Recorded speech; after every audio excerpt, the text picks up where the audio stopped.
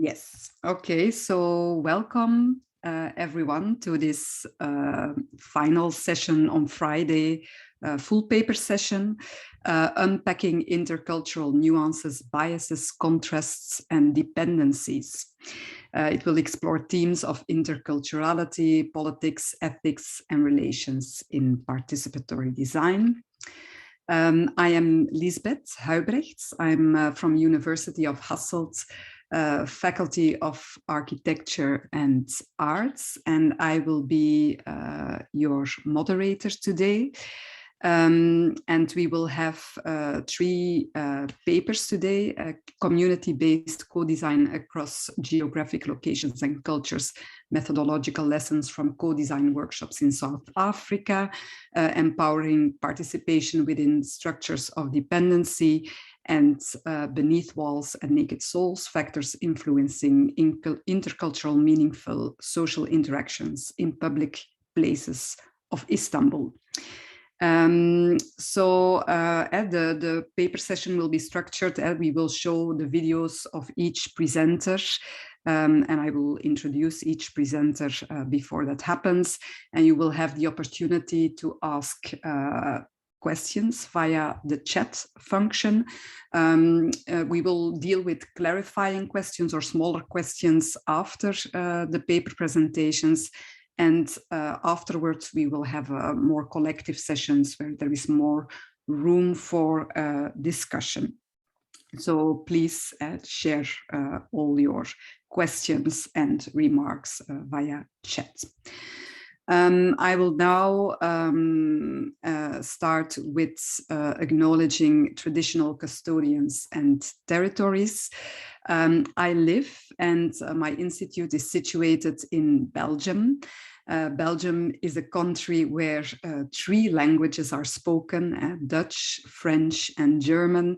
I live in the Dutch speaking part, and maybe some of you visited it in 2018 when we were hosting the conference.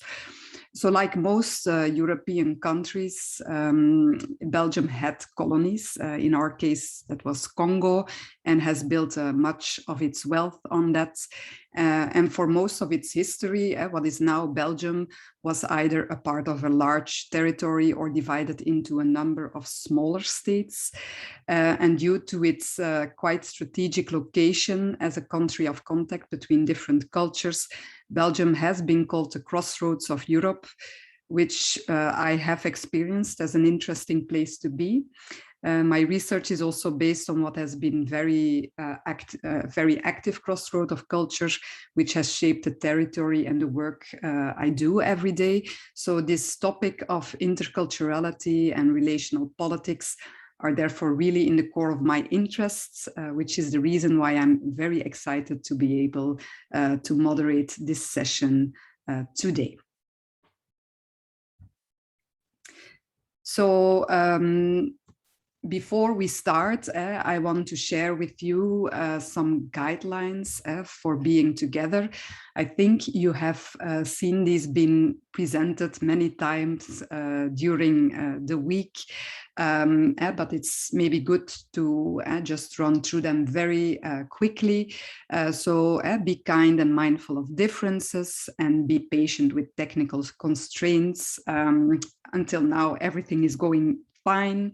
Enter our spaces to listen and participate, mute your microphone, be careful in your choice of words, do not judge or trivialize others, avoid generalizations. We will record the sessions, and if you wish to be anonymous, please turn your camera off. We invite you also to acknowledge the traditional custodians and lands from where you are attending in the Zoom chat box.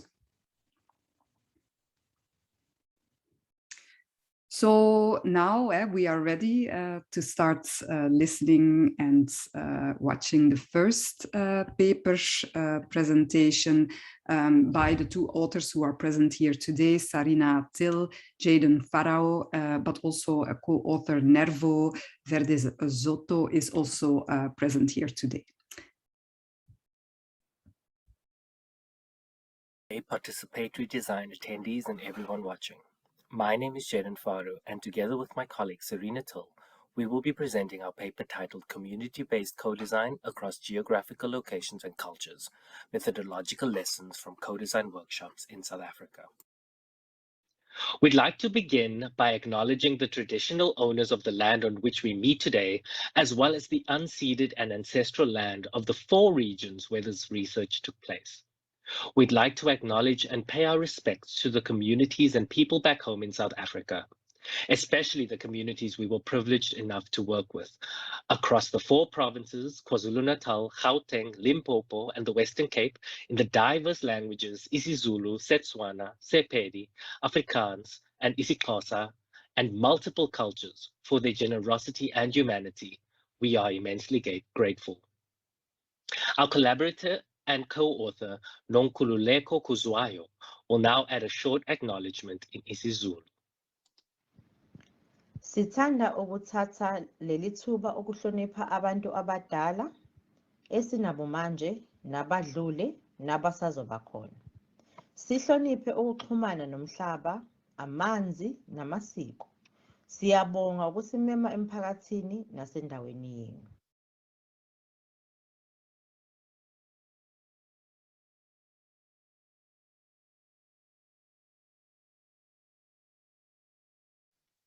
Collaborative design or co-design is the working together of designers and people not trained in design to creatively generate ideas and innovate solutions to challenges.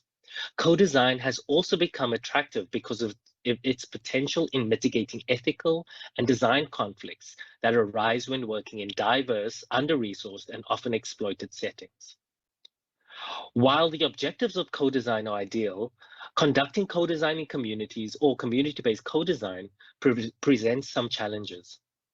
As visitors to these communities, we often bring unfamiliar techniques and materials, expecting active engagement from community members. This can introduce methodological tensions. In many instances, the use of foreign materials during design activities, a common technique to elicit creativity, can contribute to power differentials by alienating participants and limiting engagement. Since co-design has become increasingly utilized in the Global South, especially on the African continent, there is a need for understanding how it can better accommodate communities as a means to address their challenges while also being respectful towards their cultural and social realities. Power, space, and time form key properties of how we communicate in groups, and the influence of culture on these relationships are important to acknowledge. In co-design, specifically, these elements arise as the collaborative work often occurs in community spaces over a period of time and is conducted by a researcher or facilitator whom the community respects. These characteristics differ naturally across contexts, and thus the application of methods across contexts has introduced the challenge of cross-contextual transferability. This is where our paper fits in. We report on methodological challenges, diverse cultural nuances to consider, and lessons learned while conducting co-design workshops across geographical locations and cultures. The context for these workshops were 4 South African provinces, namely the provinces of KwaZulu-Natal, Gauteng, Limpopo, and the Western Cape. I now hand over to Sarina, who will take you through the methods. The work reported in our paper forms part of a larger project initiated by a multidisciplinary and transnational team of researchers focused on how diverse digital technologies can support maternal and child health through co-design. The project consisted of 3 phases, with the dominant method of the 3rd phase being community-based co-design, accompanied by observations and informal conversations. Collaborators included a diverse group of mothers, fathers, community health workers, and other caregivers. The workshops were conducted in communities of 4 South African provinces. In KwaZulu-Natal, the rural community of Sweetwater welcomed us as our first research collaborator. Thereafter, we visited a group from Soweto and Gauteng, an urban region, before being invited to join a group from the communities of Garigale, Gamambolo, and Gamotiba in rural Limpopo. Lastly, in the Western Cape, we visited the community of Athlone, a suburb of Cape Town. The one-day workshops were facilitated by local intermediaries and conducted in the local language as preferred by the community. During the previous phases of this project, challenge and design cards were developed based on community interviews and literature. These black and white pictorials depict men and women representative of the communities used in the study, aligned with existing literature. In the slide shown on the left, the challenge card depicts a mother visibly overwhelmed with a crying baby and older children. She is thinking about the numerous things she needs to do, such as waking up at the right time, cleaning, cooking, and traveling to and from work. The card represented the challenge, parental well-being. The card on the right show an example of people in the community, in this case community leaders, and another showing an existing technology which supports mothers across the South African public health sector, MumConnect. These graphics were used to enable cost-saving replication and transferability across regions and cultures, as the text on the cards were translated into the languages of each community. The co-design workshop sessions began with the community members prioritizing local maternal and child health challenges, using the challenge card as a guide and discussing amongst each other the issues the community currently deals with and generating a shared understanding. Thereafter, a brainstorming session was conducted with each group, using the design cards to formulate ideas to address the chosen challenges. The sessions worked towards low-fidelity prototyping, using craft materials provided in order to create a representation of at least one solution, ending with groups presenting their potential solutions while providing feedback as well. I'll now move on to the findings. Hlonipha is a cultural politeness phenomenon present in both language and cultural practices, existing in South Africa and other African nations. It is a significant determinant of gender norms and affects women and men differently, and is usually characterized by an avoidance of speech in certain situations. For example, how and when women feel comfortable to speak in the presence of men, as well as the formation of separate dialects between men and women. During our workshops, the observation of Hlonipha manifested mostly in rural areas. In KwaZulu-Natal, women were reluctant to discuss the postpartum care challenge card in the presence of the sole male community member. This after being reassured by the facilitator that they could discuss any topic freely and openly. When discussing the same card in Limpopo, some of the men preferred not to contribute. During that Limpopo workshop, the male community leaders were also seen to drive the momentum of the workshop, taking the lead during discussions and activities, which consequently led to decreased engagement from the women, despite them being in the majority.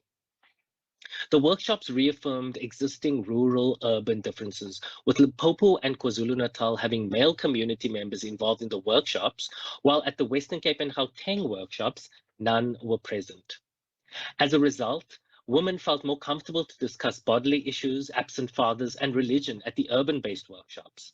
At the rural sites, discussions on these topics were reserved. Turn-taking featured prominently at rural sites, keenly observed and facilitated by the facilitators to ensure everyone had an opportunity to speak.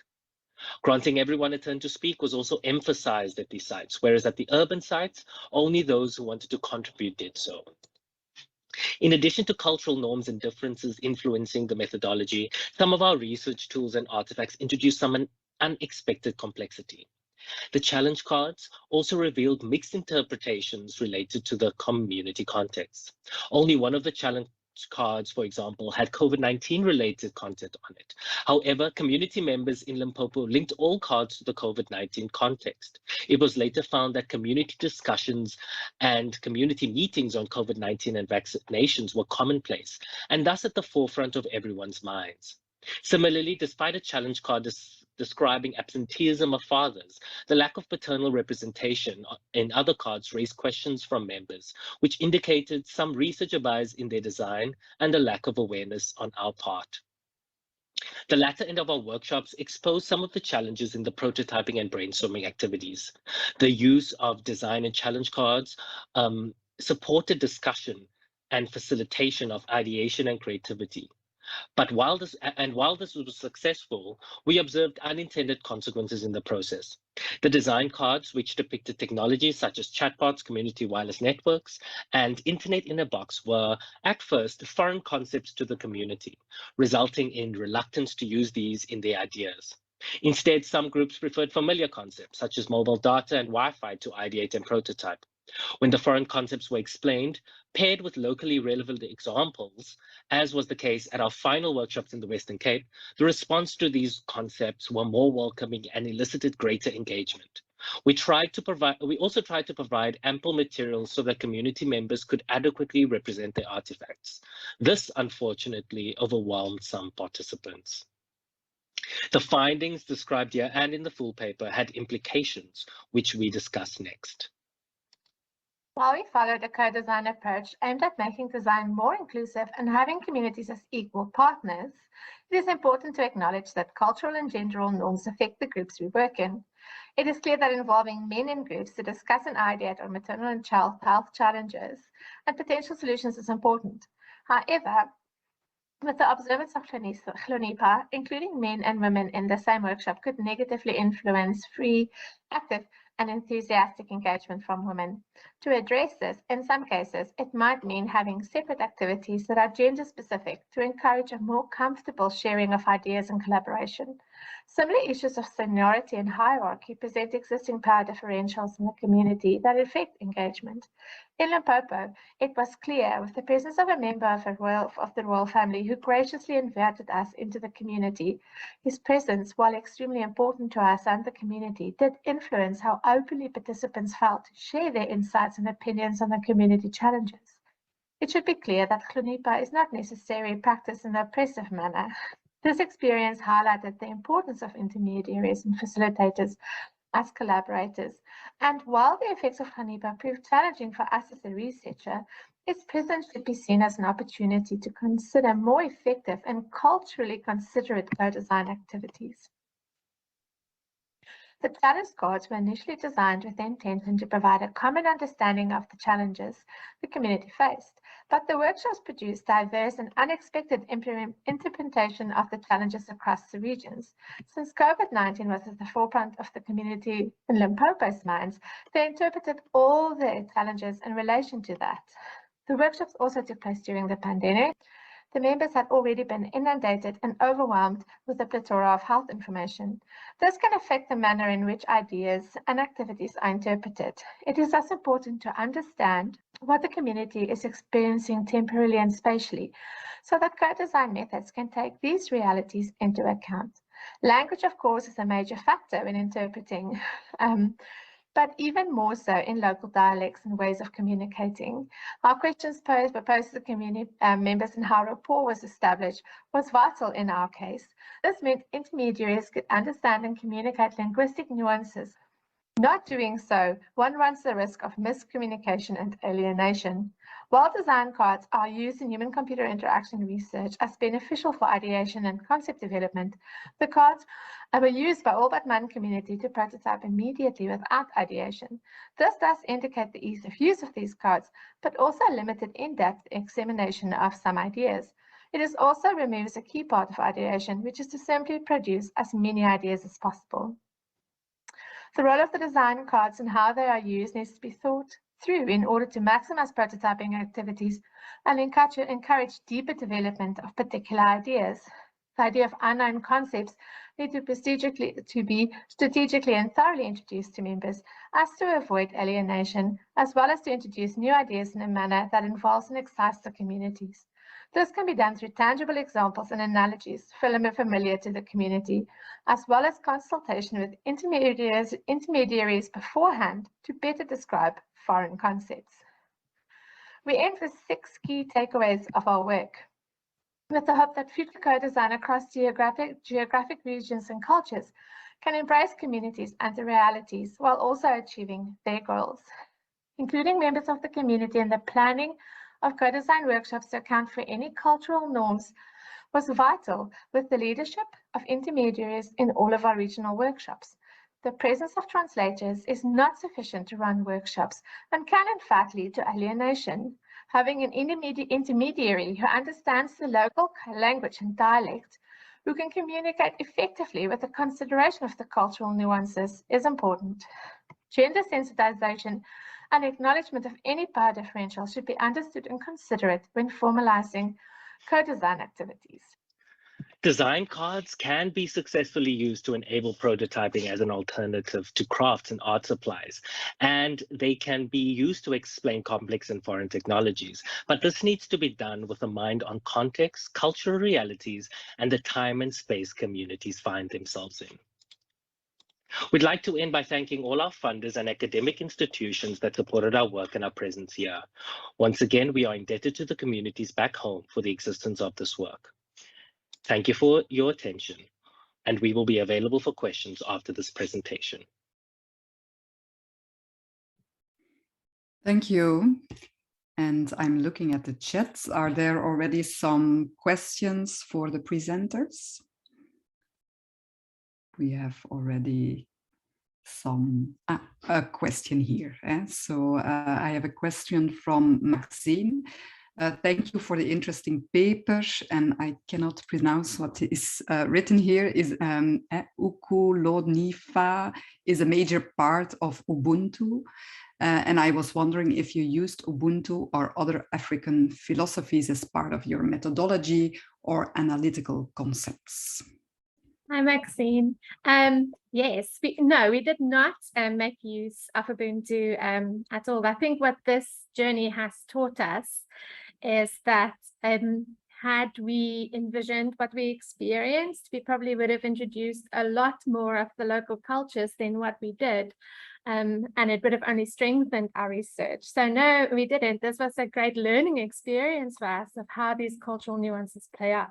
And just to add, I think what we also learned was sort of not relying on theories that we are familiar with in our sort of formal training, and that theories and philosophies like Hlonipa and Ubuntu should form key parts of creating a theoretical framework and an analytical framework, because these are such integral parts of African culture.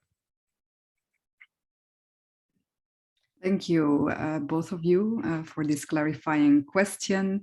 And I also see some applauding hands, so thank you for that. And I think we can move to the second paper. And I think here Akash Gautam is presenting the paper. We are looking forward.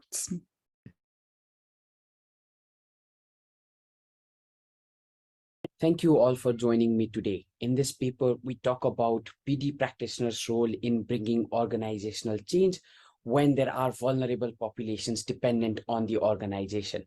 The complexity due to vulnerable populations' dependency requires careful consideration, which we examine in this paper.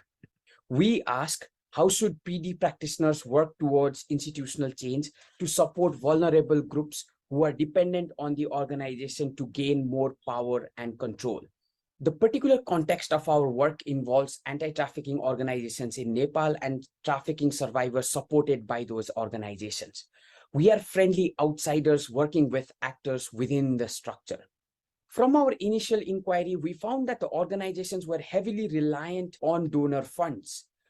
The reliance meant that donor agencies influence the kinds of programs designed to support the sister survivors. Organizations competed for the limited number of donor grants, requiring them to highlight the deficiencies and needs of the sister survivors. The belief of deficiency was also imbibed by the sister survivors. We also noted the limited prospect for the sister survivors outside the shelter home. Moreover, the organization's dependence on external donor agencies meant that the sister survivors had limited voice within the organization. The sister survivors are materially dependent on the organization, but that does not implicate that we ought to highlight the deficiencies as a more general characteristics of the sister survivors. We find the prevalence of deficiency narrative problematic. Most critically, it had eroded the sister survivors' sense of belief and the organization's belief about what the survivors could do. We needed to contest the power dynamics in order to support the sister survivors to have a greater voice, both within the organization and outside it. Political change is necessary to contest the power dynamics. In this space, scholarship and practices of agonism are relevant. Particularly, DeSalvo presents 3 tactics for agonism. The first involves revealing the hegemony of various forces influencing the setting. The second tactic calls for PD practitioners to reconfigure aspects of what has been excluded currently and seek to include them. The third tactic involves articulating a collective that challenges or provides alternative to dominant practices.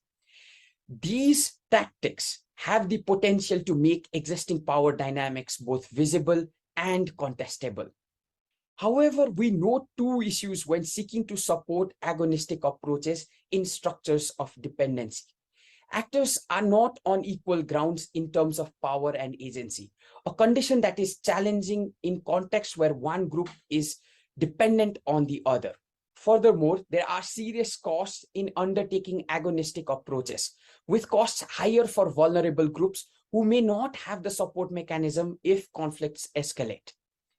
Noting these issues, we argue the need to bridge the gap to agonistic approaches by making incremental moves, allowing for change to occur without threatening the existing structures of dependency. In the paper, we highlight three configurations that helped us bridge the gap to where the organization was and to what agonism required. First, we began by seeing the relationship between the organization and the sister survivors as interdependent. This led us to explore existing resources and skills as valuable assets for the sister survivors and the organization. We uncovered two assets possessed by the sister survivors. The first was their crafting skills. All the sister survivors were learning the skills as part of the NGO's reintegration program.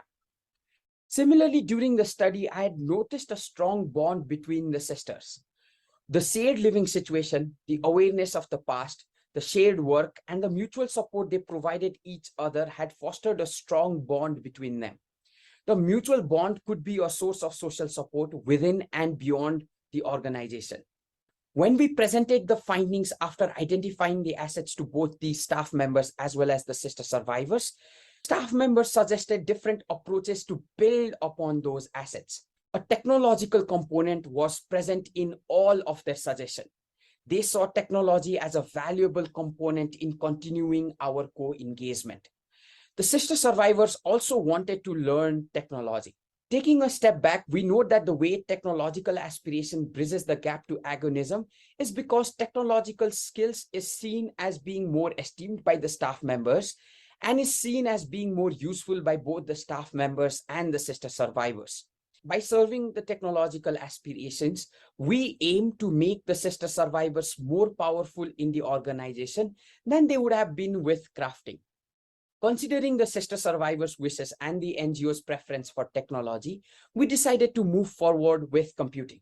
However, simply introducing computers has the potential to undermine the existing assets. Rather, we introduced computing in the context of the sister survivors' crafting practices through a tailored voice-annotated web application called Hamro Kala, which means our craft in Nepali. The web application was introduced through a 10-day workshop. Building on the workshop, we replicated and extended further technological introductions. We incrementally designed activities to introduce the sister survivors to other widely available technologies such as Google Search, Google Translate, and Wikipedia. These explorations created opportunities for the sister survivors to explore broader possibilities and alternatives. For instance, during the Wikipedia editing session, discussion ensued on the academic trajectory and effort required. A sister survivor who was in the 7th grade wanted to become an accountant. She worked on translating the chief financial officer page on Wikipedia from English to Nepali.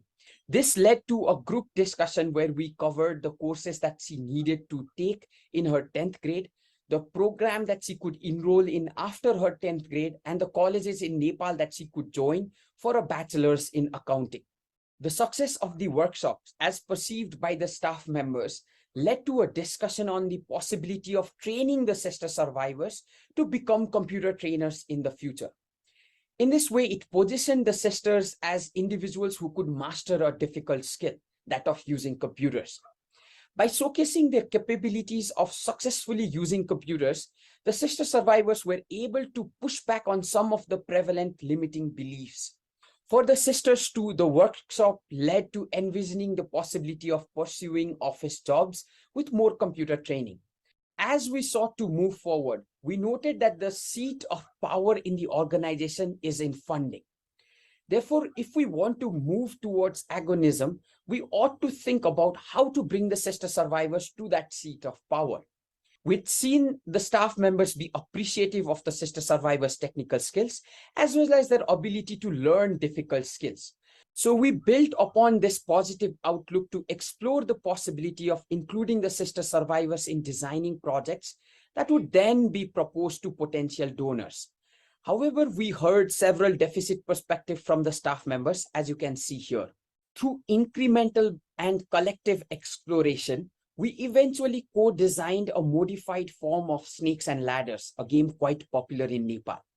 Within the playful setting, the game created opportunity for the sisters to share their knowledge and their aspirations and concerns about their future. At the same time, the game encouraged the staff members to support, reflect, and add on the sister survivors' knowledge. We built in mutual elements of supporting one another during the game. We hypothesized that the questions and the discussion can support the sister survivors in slowly sharing and contributing to project design without significantly disrupting the current process. Taking a further step back, we note three implications from our study. First, a focus on the dependent group's asset can illuminate interdependency between the groups. It allowed us to establish collaborative entanglement that shifted actors from a direct adversarial position towards interdependent exploration of collective potential futures. Critically, collaborative entanglement complicates the us versus them perspective that is central in adversarial stances. Second, we note that what has been excluded or ignored is highly contingent, and that configuring its inclusion requires careful consideration to avoid reinforcing existing power dynamics. In particular, the reconfiguration must enable the actors to see broader and alternative possibilities. For instance, initially we identified the sister survivors' crafting skills as an asset. Crafting is highly contingent on the infrastructure made available by the organization, and reconfiguring it as a central part of the sister survivors' reintegration journey could have increased their dependency on the organization, while also limiting the possibilities they saw for themselves. Instead, we built upon their crafting skills to introduce technology, whose knowledge in and of itself became an asset to the sister survivors. The introduction of technology supported the sister survivors as well as the staff members in considering alternative futures beyond what had been presented to the sister survivors. Third, a commitment to asset-based design entails forming a collective that appreciates and engages with assets available to them. However, how the collective is formed and positioned requires careful consideration of the structure of dependency. A narrow formulation of collectivity may result in the exclusion of actors who are on some level aligned with the overall objective. A rigid conceptualization may fail to account for uncertainties. PD practitioners thus must engage in an ongoing process of forming and reforming the collective. While we saw the need for changes within the organization, we also saw the organization as a valuable resource for the sister survivors. Considering this, we included the staff members in the collective by involving them in the decision-making process throughout our engagement. We challenged the staff members' deficit-focused perspective by emphasizing the sister survivors' assets, but importantly, without excluding them. This allowed us to gain organizational buy-in to the extent where we could propose a different collective, one in which the sister survivors could also be involved in the organization's core functions, that of writing project proposals. In summary, we believe that agonism is necessary in bringing institutional change. However, in structures of dependency, PD practitioners have a significant role to play.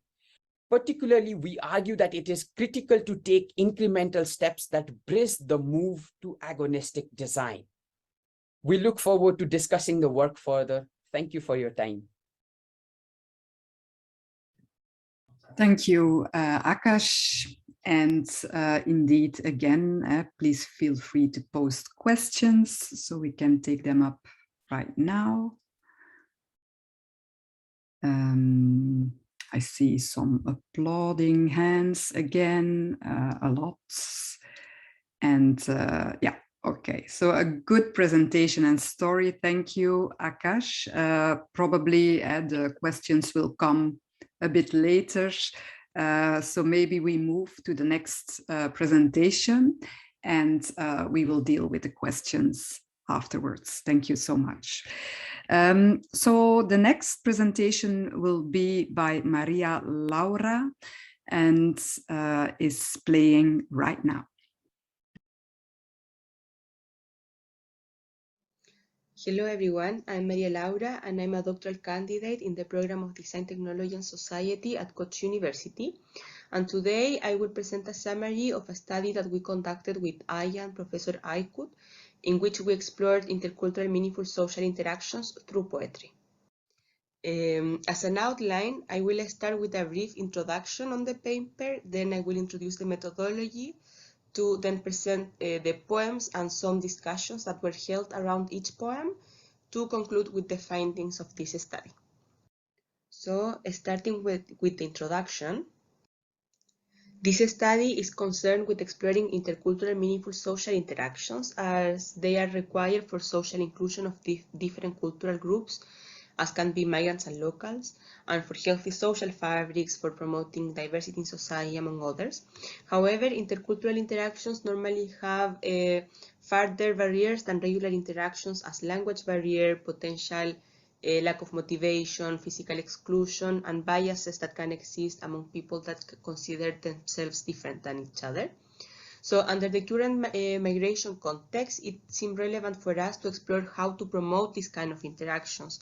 And for this, the first step was to understand what are they and how they are perceived by our participants. So previous work in participatory design has been concerned with exploring how to promote migrants' social inclusion, their social capital, and their empowerment. Still, we have found very few studies that exploring how to facilitate intercultural interactions.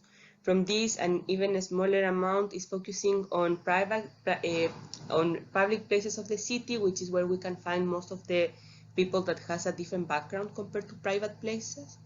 And these works were mostly located in Western cities, which not necessarily represent other ways of understanding and experiencing diversity and interculturality. So overall, despite the significance of previous work, we haven't found a relevant focus on intercultural meaningful social interactions and the challenges that they had to be experienced.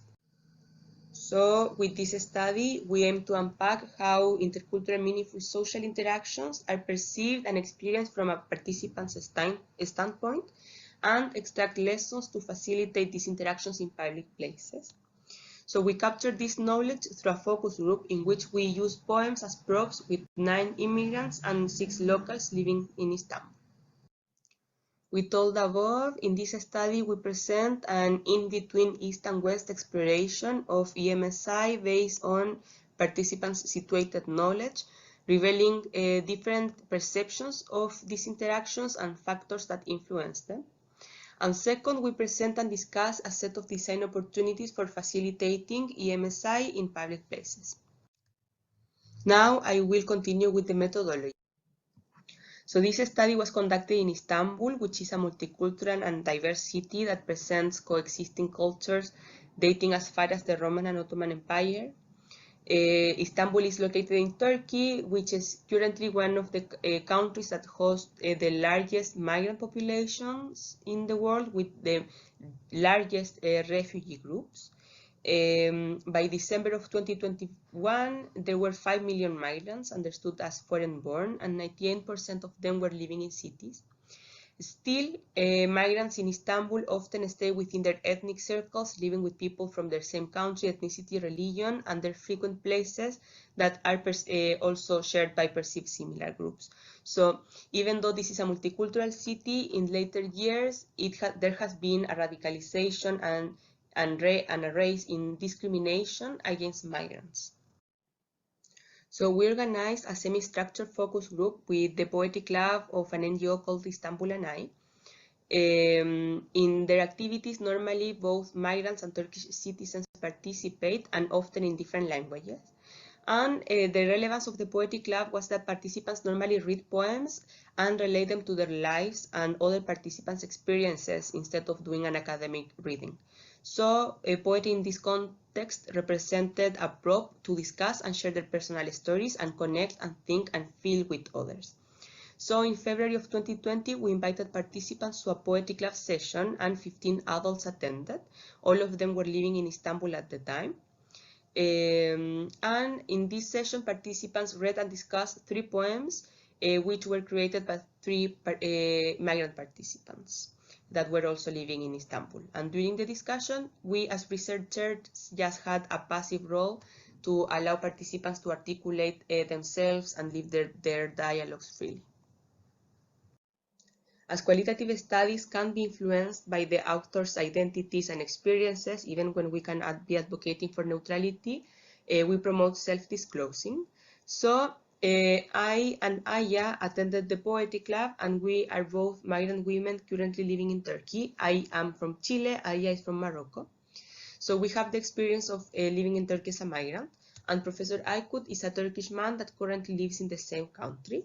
All of us participated in that analysis, and as a standpoint, we are all interested in social inclusion and facilitating positive connections between migrants and locals. Now I will continue with the poems and the discussions held. So with the first poem, participants discussed prejudices and personal spaces. They describe walls as prejudices, conceived as the bricks that build walls between people, and maybe even more dangerous than actual walls because individuals are not able to see them. However, participants mentioned that it was possible to understand each other by showing commonalities and connection points. Also, they promoted the idea of fences that were introduced at the need to set boundaries concerning personal spaces. So having boundaries and balance concerning interactions was referred to as a critical aspect to keep meaningfulness of interactions. So fences were framed as more flexible than walls, and they can be, because they can be opened, moved, closed, and opened again. In the second poem, participants related to vulnerability. They also discussed some impacts of EMSI and of intercultural communication. So participants explained that naked souls was a concept about people sharing part of themselves, their true self, without the fear of being judged. So participants suggested that being vulnerable simultaneously could facilitate meaningful interactions. In that sense, these interactions have a unique characteristic of being potentially positive for building trust when interacting with others. Also, participants suggested that by being engaged in EMSI, they continue to reshape themselves and their characteristics by going out of their comfort zones. So going out of the comfort zone was described as facilitating both self-discovery and potentially sharing meaningful moments. With the third poem, participants discussed about loneliness and potential human connections and disconnections. So they were talking about times of despair, referring to feelings of loneliness, being unseen, and feeling unheard. With this poem, participants discussed about personal constraints, for example, being shy or feeling judged, and other social constraints that act as unspoken social rules that can hinder their desire to approach people around. And on the other hand, the participants reflected on humans resembling to constellations. So they mentioned that humans can be as connected as the stars in the sky, forming patterns close but still not directly one entity. However, it was possible, according to them, to find patterns and touch points among humans, just as they can be found among stars. So they explained that these connections were personal life experiences, which allowed them to exchange their stories, life lessons, and emotions. So now I will introduce the findings of this study. So starting with the factors, with this study we identify 6 factors that can influence intercultural meaningful social interactions. For example, previous experiences, traits and preferences concerning the interactions, personal space. This is like how people can set boundaries that are not transparent, that can protect themselves. Language differences could hinder interactions if participants cannot find or we cannot provide other ways of communicating. Also, known and unknown biases can hinder interactions if we are not aware of how they can influence our way of thinking and perceiving the other. And also, unspoken social rules could, in a way, hinder interactions if, for example, participants cannot fully know or understand how normally people interact or how are the appropriate ways of doing in a specific culture. So all of these are factors, not all of them necessarily hinder or promote. There are ways in which they can promote and ways in which they can hinder interactions. And we are interested in how these factors, we can use them positively to promote meaningful social interactions. With this study, we were also able to characterize or unpack intercultural meaningful social interactions, which we found had 3 main characteristics. First, they are held with someone perceived from a different culture. Second, they are memorable, which highlights them from the hundreds of interactions we can have in a day. And third, their significance could be related to a positive impact that these interactions can create for participants. And these impacts, we found 5 examples. For example, developing self-knowledge, creating ties, building trust, spreading joy, or promoting the sense of kindness among people. With all the above, we found 4 design opportunities. The first one is how design can help people understanding and testing their own prejudices. Also, how design can help to support and maintain personal spaces and their boundaries. How design can help us to manage our vulnerability so that we can be vulnerable enough to find connection with others, but we are protected and in a safe space. And finally, how design can transform different barriers as language barrier, biases, or unspoken social rules into meaningful connections in a way that these can be also aspects that connect us and find similarities with each other. So designing public places through technology maybe can find or explore answers to these spaces and opportunities. Finally, I would like to close it up with a reflection on the method. So this study applied an arts-based approach to capture participants' experiences, thoughts, beliefs, and feelings about the intercultural social interaction. Specifically, we use poems to communicate and discuss abstract ideas in metaphors. So the poems opened a space to help and advise others according to their personal experiences. And the poems were in the end an excuse to abstractly discuss what they were going through in their lives. So using poems as props was highly interesting for us as researchers, since it framed poetry as a more democratic material than an art form that only some enlightened people can produce and understand. Participants didn't need previous knowledge to attend the session and talk about their poems. So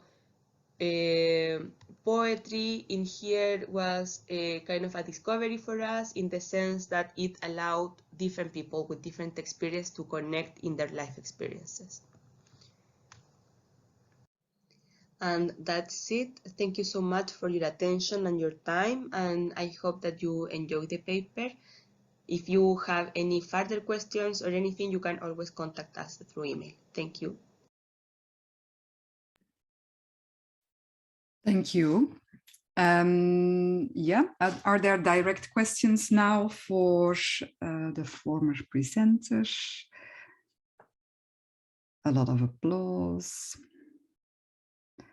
I see at least a comment by Yoko. The poetries are so moving. It has a way of opening up the nuances, emotions that move between the lines, dimensions that are harder to express in words alone.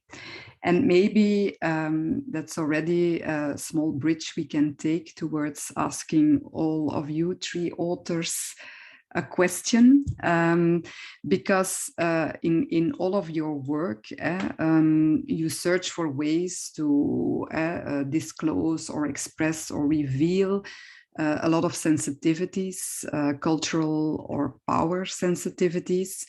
And the latter paper expressed this through, or tried to reveal this through poetry. I just wanted to hear from you, how do you try to reveal these sensitivities in the context you work, and why do you make a choice for a certain medium or way of doing so? Maybe we can first start with the last authors to then move to the others. Okay, thank you for your question. I'm sorry if there might be a lot of background noise, but I hope you can hear me right.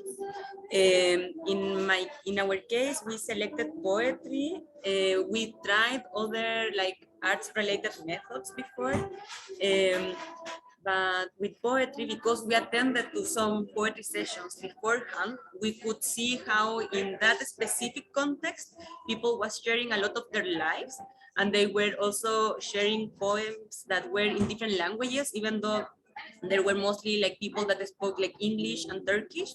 There were also people coming from Arabic countries, so they were bringing poems in Arab, and they were translating them. Or people from other countries, they were bringing their own local poems and sharing them, and in that translation also interpreting them and relating them to their experiences. So there was that very a nice thing that could make some abstract concepts become very how can I say, less abstract by speaking, by sharing, and by relating them to their lives. Yeah, and that immediately answers, I think, in a way, the question that comes last. So the question is asked how the poems were chosen, and if they were translated in the first languages of the participants. Yeah. So the poems actually, these were written by 3 participants. So the day of the workshop, we asked participants to just bring poems, and there were these 3 participants that actually wrote poems instead of bringing poems from someone else. And all of them, for some reason, wrote in English, but that's why they were the time that allowed us to discuss was just for these 3 poems. Okay, thank you. Maybe Akash, do you want to say something about this? Yeah, thank you. Thank you. Before I begin, I just want to acknowledge the Ramatus Olane people who are the traditional custodians of the San Francisco Peninsula, from where I'm speaking right now. And to answer the question, I think I'll lean upon the first paper's idea of Lonifa, which is what I find myself as a man, from an upper caste, highly educated person working in a dominantly female setting. There's a lot of distance between me and the sister survivors, and also the organizational staff members. So a lot of the choices in the approach and the materials that I used throughout my 5-year-long engagement with the organization and the sister survivors has been to ensure there is comfort and control over their participation with us. That has been the foremost priority. At the same time, research has always been extractive, right? We go in talking with communities and bring their knowledge and their data and present and become experts of those people, in general, right? And I wanted to push back on that idea by making as much as possible a more reciprocal relationship where there was mutuality in the engagement. So a lot of the focus was on being transparent about what we were doing, why we were doing that, and what is it for the organization and the sister survivors to gain. And finally, one small point was that sister survivors who were in the shelter home stay for indeterminate amount of time. Like there are some who stay for like a month, some who stay for 6 years. And so all of our approaches aimed at ensuring that even in a small involvement in one of our sessions, the sister survivors had something concrete to gain out of it. Like whether it be to learn about technology, whether it be to reflect about their position in society. And that also dictated some of the choices that we took. Most importantly, what it meant was we relied on a lot of local materials that we had observed. We relied on a lot of local practices that I was familiar with or that I had uncovered through the earlier studies, and that framed the approach that we took in the engagement. Yeah, thank you. Thank you, Akash. Jaydon and Sarina? Yes, I'd like to just build on what Akash said about sort of relying and prioritizing the local, because I think for us it became about the role of the intermediaries in conducting workshops and basically all the engagements. And without doing that, I think we would have missed quite a lot and not recognized the role of Hlonipa. And I think what intermediaries also showed us was that they didn't necessarily counteract any of these philosophies or things that are maybe foreign to us as guests. They embraced it rather, and were able to identify how to adjust even our protocol that we had planned, how to be able to adjust it, and navigate it and appropriate it for each context, taking into consideration those local beliefs and local practices. And I think that's really what allowed us to accommodate for sensitivities and also be quite flexible in how we adapted our methods across the regions. Yeah, one of the intermediaries knew in Limpopo, with having members of the royal family present, we had to be really careful because the possibility to offend there was quite large. And one of the intermediaries, Mbombi in Limpopo, whenever he could feel the room's energy shift, he knew exactly when to drop humor or how to exactly turn that. And I would not have been able to do that now with Jaydon. It was actually beautiful to watch. Yeah. Yeah, that's maybe a nice bridge to a second series of questions, because I think in many of the presentations, this role of the facilitator or the intermediary was quite prominent.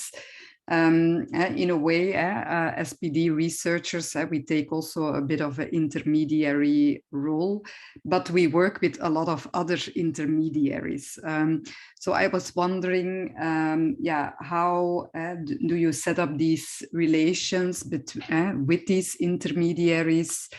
Because it's also a process of getting to know them. And so can you maybe talk a bit more about that? And maybe you can start immediately and we go to the other after. Yeah.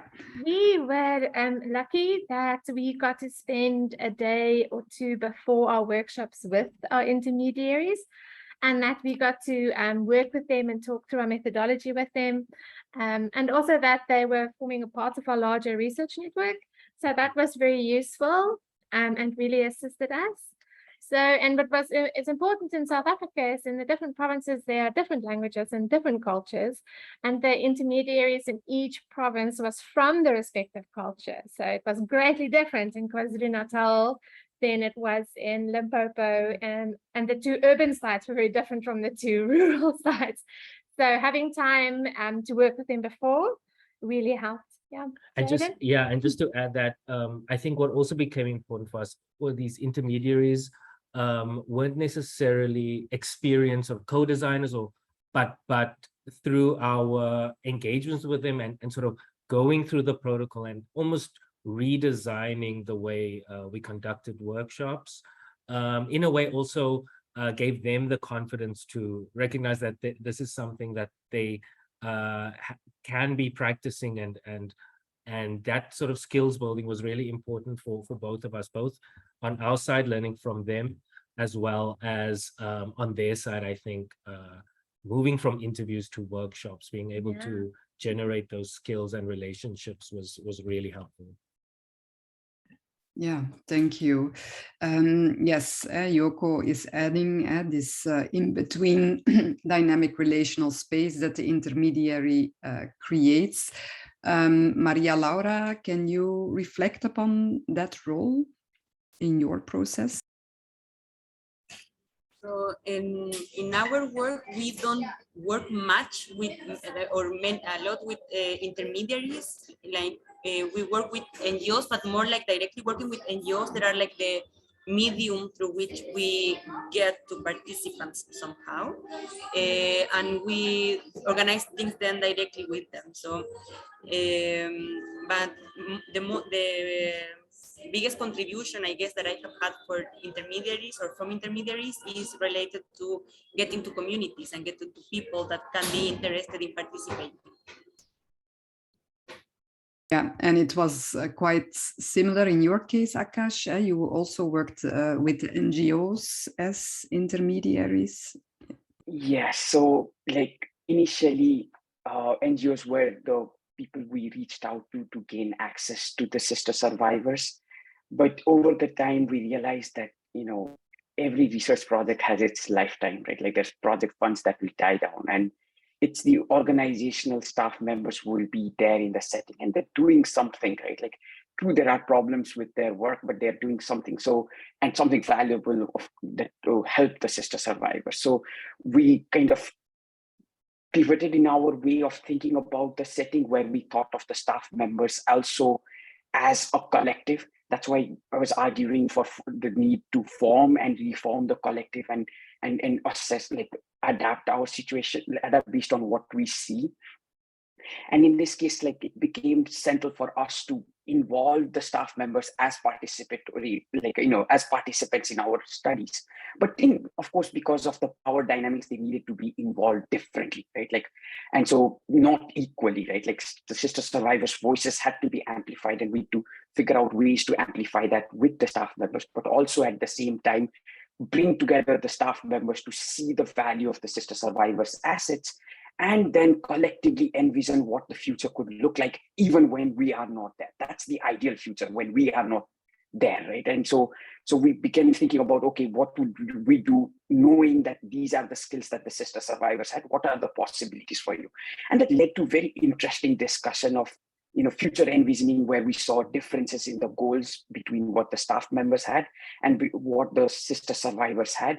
And kind of creating spaces for those negotiation and discussion really was very productive in shaping our engagement moving forward. Yes, you reveal very explicitly in your work the fact that indeed the intermediary is far from a neutral space or role, and that it's also linked to institutional dynamics and funding dynamics as well.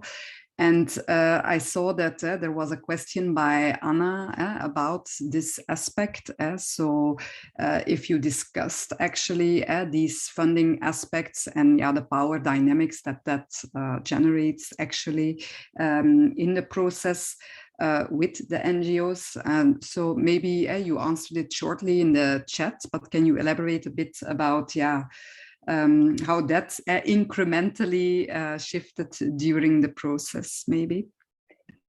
Yeah, so initially, we did not discuss about the funding agencies. We noticed that the funding agencies had a lot of power over the kinds of programs that would be shaped. And then again, to be honest, like funding agencies are often in the West, right? They know very limited particularities of the nuances of the problems that the sister survivors face, and they have their own objectives, which anybody who wants funding needs to kind of address. And so some of the programs did not quite align with the goals that the staff members had, but definitely did not align with some of the goals or priorities that the sister survivors had expressed. So once we uncovered that, we started having discussion with the staff members, seeing the funding agencies as being somebody with significant power. And the staff members were well aware of it. Right? In fact, one of the most memorable conversations I've had is the staff member mentioned that the capitalistic exploitation that's going around in the world, which is the cause of human trafficking, the root cause of the problem here, is also how many of the donor organizations make money, right? There is a philanthropist who is donating money to a donor organization who's probably benefit from some of the capitalistic structures that are in place. So they would like to critique, but they can't, because the reality of the ground is that there are so many competitions, there's so many nonprofit organizations, so limited resources. And at the very least, because of the government's limited involvement in this aspect, sex trafficking still remains a very taboo subject in Nepal, even though it's been going on for 50 years or more. And so because the government has not been involved, the nonprofit organizations are the only ones who are doing something problematic and troublesome in some cases, but still at least something to help women who are in a very vulnerable position. And so they said, once we are in a stronger position where we may not have to rely on donor organization, that is when we will come out and critique donor organizations. But until then, they wouldn't. And I think I also hold that belief that at least they're doing something. So maybe, figure out a constructive way to move forward rather than to critique the existing structure, So yeah, that has been influential in our approach.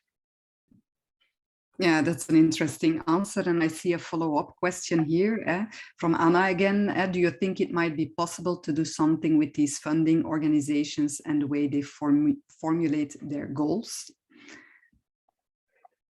Yes, I hope so, and I hope to do something like that in the coming years. The engagement is ongoing, so we're working with the organization in bringing out what we call a white paper stance. That is, if you want to fund us, these are our priorities, and this is what we would like to appeal. However, the structure is slightly complicated. I don't know how much time I have, but there's a United States Department of Homeland Security has a annual report that it publishes, which is for all the countries in the world. And based on that report, donor organizations make a priority. And based on their priority, organizations in Nepal have to write project proposals and grants. So you can see the very large cross-cultural influences that some obscure document in the United States has on organizations in Nepal. And so the challenge is slightly difficult, I think, to directly push back on this, but we're working together with the staff members right now to come up with a list of priorities that we want to establish. And this became really apparent during the COVID pandemic when the organization did not have fund to run their shelter homes, which becomes a miscellaneous expense in funding when asking for funds with funding agencies. And miscellaneous expenses were no longer provided when the economic crisis seemed imminent. And so we needed to fundraise, and I raised funds here and then sent it to the organization. Similarly, we did a few other fundraisers in Nepal. And so it became clear that we needed to reprioritize what is it that we need the funding for, and that led us to kind of start exploring a white paper document. It's an ongoing process, and hopefully in a couple of years I can present in PDC on what comes out of it. Incremental work, that's for sure. Yes. Thank you for revealing the complexity of this landscape, indeed.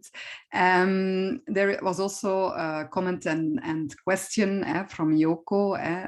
Intermediaries, could this be people as well as objects and others, like poetry? I think I have the impression I can move this question first to Maria Laura. Yes, I actually agree, because at the end they have maybe the role of how can I say, like, provoking something. They are provoking discussions, they are provoking maybe movements, they are provoking engagement. So at the end, intermediaries, be it objects, people, poems, art, they are a way of moving people to do something or to express something in this case. Yeah, in your case, you use an art form for doing that, also to get close to more these sensitivities. Jaydon and Sarina, you also, you use these story, drawn stories actually as an intermediary. Can you maybe talk about that? Yeah, the design cards helped us to get, well, it was really important that we were all sure that we spoke about the same thing first, because we were trying to see which challenges the community experienced or ranked the most. So the design cards helped us to first get shared understanding, but it really elicited deep conversations about the pictures being drawn. And also the design cards is what really started highlighting these cultural differences. One in particular that was a little bit, I don't want to use the word explicit, but it did have quite like postpartum images on it, and that started drawing the responses out of the community. For me, that was really interesting. Yeah, and even the technological design cards helped the community to be able to prototype and tell their stories very easily, actually. Yeah, I think apart from the design cards, I think there are various ways in which you can create that intermediary relationship. Even things such as where workshops happen, like a place, it became important for us. I think it's like intermediaries are almost sort of a portal or a doorway for participants or community members to enter into some other form of thinking or other form of relationship with the researchers. And I think that a broader or at least a more complex understanding of intermediaries as not necessarily directly related to people, but also just very contextual and varied was important for us to understand. Yeah, because in Limpopo, we went in a few of the workshops, it kind of felt that the community came to us. Yeah. But in Limpopo, we went to a community hall, which that community was very proud of. That's where they had all, and when you arrived, you could feel, and they would show you how proud they were of this hall. And I feel that shifted the dynamics a lot, because then we were on their turf and in their space. And that was very interesting how that unpacked as well. Okay, thank you. I have to wrap up here, but I think we ended with some nice openers for further discussion. The intermediary as a kind of portal doorway to enter into relation with researchers, and the very complex and contextual dynamics related to that. I want to thank all speakers for the very nice videos, the very nice conversations, also the people in the chat. It was a really nice conversation. Also student volunteers for supporting me so well, and us all so well here in moderating the conversation. Paulina for making this technologically happen, and of course the organizers of the conference. Good, I think we can move to the final slide, or the two final slides. Here you see the conference program overview for the coming hours and days. Some of you will move physically towards Newcastle or other places. And now you can see what is coming up next here. There is a break, and there is a keynote, and then there will be other hybrid events happening. So thank you, everyone. I hope you can enjoy still all these events today. And hope to meet you soon, online or physically at PDC or other places. Thank you.